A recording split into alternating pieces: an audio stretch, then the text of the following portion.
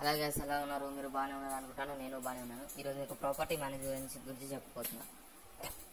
Property మేనేజ్మెంట్లో real estate గురించి ఎక్కువ మాట్లాడుకోవాలి, దాంట్లో యాడ్ అండ్ ప్రాఫిట్ గురించి ఎక్కువ మాట్లాడుకోవాలి. ఈ ప్రాపర్టీ ఓనర్స్ అండ్ టెనెంట్స్ మీద ఒక బ్రిడ్జ్ లాగా ఇది పనిచేస్తుంది అనమాట. మేనేజర్స్ అందరూ rental collections, lease agreements and tenant రిలేషన్షిప్ని బాగా హ్యాండిల్ చేస్తారు ఈ ప్రాపర్టీ మేనేజ్మెంట్లో.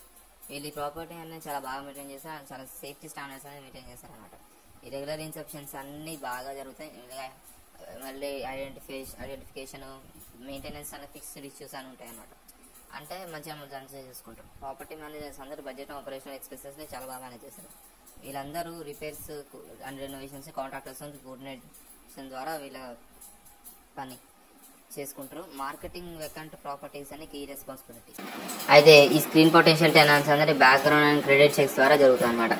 అంటే ఎలాంటి బ్యాక్గ్రౌండ్, మంచిగా ఈఎంఐస్ రెస్పాన్సిబిలిటీస్ కడుతున్నారా, మంచిగా అన్ని కడుతున్నారా అని చూస్తారు.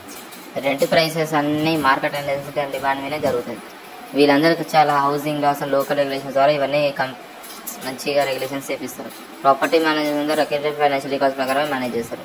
వీళ్ళందరూ టెనెంట్ కంప్లైంట్స్, రిసాల్వ్ కాన్ఫ్లిక్ట్స్ అని ఎఫిషియెంట్గా చూసుకుంటారు. ఇన్సూరెన్స్ అండ్ ప్రాపర్టీ ట్యాక్సెస్ అన్ని వీళ్ళే మేనేజ్ చేస్తారు. కమర్షియల్ ప్రాపర్టీస్ వీళ్ళు లీజింగ్ అండ్ ఫెసిలిటీ మేనేజ్మెంట్లో బాగా తీసుకుంటారు అనమాట.